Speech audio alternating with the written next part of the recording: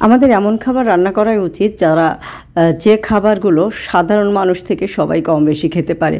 বিশেষ করে আমাদের দেশে সাধারণ মানুষের সংখ্যাটাই বেশি। তো আজকে আমি রান্না করব সবজি পোলাও। খুব সিম্পলভাবে এই পোলাওটা রান্না করা যাবে। বাচ্চারা খেতে কিন্তু খুবই পছন্দ করে এবং বা করবে।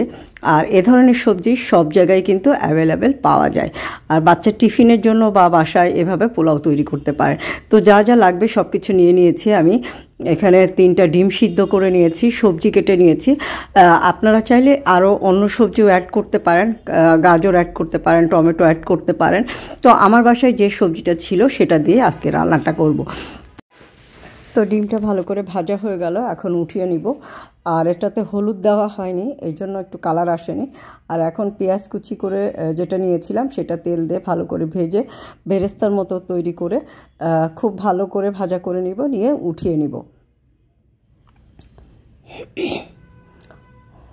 তো পেঁয়াজটা ভাজা হয়ে গেছে, এখন এটা আমি নামিয়ে রাখবো।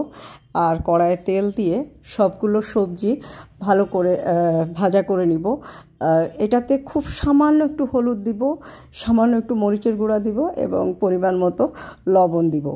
আর সাথে দিব একটু আদা বাটা, রসুন বাটা, আর হচ্ছে সামান্য একটু ধনিয়া গুঁড়া। তো দিয়ে খুব ভালো করে ভাজা করে নেব এবং ভাজতে ভাজতে যেন একটু সিদ্ধ মতো হয়ে আসে সেভাবেই ভাজাটা করে নিব।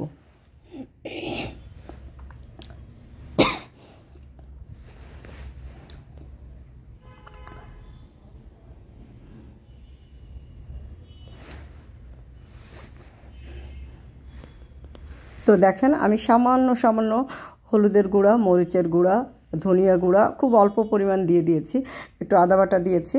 আর দিয়ে মশলাটার কোনো গন্ধ যেন না থাকে সেভাবেই ভাজাটা করে ফেলব। তো ভাজা হয়ে গেল। এখন আমি পোলাও চাল বা ভাতের চাল, আমি ভাতের চাল দিয়ে রান্না করব। নাজিরশাহী চাল দিয়ে আমরা ভাত খাই, সেই চালটা দিয়েই রান্না করব। এটা অনেকটা পোলাওর চালের মতো। তো পোলাও চালটা আমি ভাজা করে নিয়েছিলাম, কিন্তু সেটা ভিডিওতে ধারণ করতে ভুলে গিয়েছি। তো ভাজা করে নিয়েছি, ওইটার ভিতরে একটু গরম মশলা বাটা এবং আদা বাটা দিয়ে ভাজা করে নিয়েছি, আর সাথে স্বাদ মতো লবণ। এখন পরিমাণ মতো পানি দিয়ে দিয়েছি, 1 কাপ দুধ দিয়ে দিয়েছি। এখন ভেজে নেওয়া সবজিগুলো দিয়ে দিচ্ছি, আর সামান্য একটু কাঁচামরিচ দিয়ে দিব। দিয়ে এটাকে ভালো করে ফুটিয়ে চালটা সিদ্ধ হয়ে আসলে আমি ডিমটা দিয়ে দিব এবং এই যে কাঁচামরিচটা দিচ্ছি সামান্য পরিমাণে, ডিমটা দিব আর একটু কেওড়ার জল দিব, 2 চামচ চিনি দিব। ব্যাস, রান্নাটা হয়ে যাবে। আর আপনাদের বাসায় যদি ঘি থাকে, নামানোর সময় একটু ঘি দিতে পারেন, অথবা চাল ভাজার সময় একটু ঘি দিয়ে নিতে পারেন। আর না থাকলেও অসুবিধা নেই, খেতে কিন্তু সত্যিই ভীষণ রকমের স্বাদ হবে। সামান্য জিনিস, আমরা সাধারণ মানুষ, আর জিনিসপত্রের যে দাম, আমাদের এভাবে খেলে কিন্তু খারাপ লাগবে না। আর বাচ্চাদের টিফিনের জন্য পারফেক্ট একটা রেসিপি।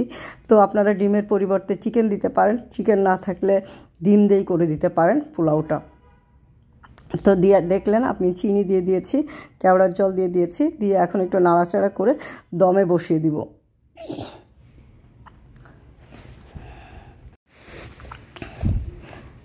সামান্য জিনিস দিয়েও কিন্তু খাবারটা একটু ঘুরিয়ে ফিরে রান্না করলে একটু অন্যরকম লাগে, ভিন্ন রকম স্বাদ আসে, আর বাচ্চারাও পছন্দ করে। যাদের বাচ্চারা পোলাও বিরিয়ানি পছন্দ করে তারা এ ধরনের সবজি বিরিয়ানি অবশ্যই বাচ্চাদের ট্রাই করে দেখতে পারেন, দেখেন বাচ্চারা খায় কিনা। পোলাও বিরিয়ানির ফ্লেভার পেলে যে কোনো বাচ্চারাই মনে হয় সবজি খেতে পারবে। তো হয়ে গেল আমার সবজি পোলাও। এখন আমি ডিমটা উপরে বসিয়ে দিয়ে পেঁয়াজ যেটা বেরেস্তা করে নিয়েছি সেটা একটু ছিটিয়ে দিব। ব্যাস, হয়ে গেল আমার সবজি পোলাও। বিশ্বাস করবেন না, আমি ভোকালটা দিচ্ছি পরে। এত মজা হয়েছিল, এত টেস্টি হয়েছিল। আমার বাচ্চা কিন্তু এই 1 পিস ডিম এবং পোলাও দিয়ে স্কুলে টিফিনও নিয়ে গেল এবং আরেক পিস দিয়ে বাসায় খেয়েও ফেললো। বলল, মা খুব মজা হয়েছে খেতে। তো আপনারাও একবার হলেও বাসায় ট্রাই করবেন, আসলেই খুব মজা হবে। সাধারণ সব সময় বাচ্চাদেরকে যে মুরগি, মাংস, অন্য ধরনের মাংস, সব রকমের মাংসটাই বাচ্চারা বেশি পছন্দ করে। তো সবসময় যে মাংস দিতে হবে এরকম না, বাচ্চাদের টিফিনের জন্য এভাবে তৈরি করতে পারেন, বা বাসায় গেস্ট আসলে এভাবে তৈরি করতে পারেন। তো আজকের ভিডিওটা এই পর্যন্তই। ভিডিওটা কেমন লাগলো কমেন্ট করে জানাবেন। আল্লাহ হাফেজ, আসসালামু আলাইকুম।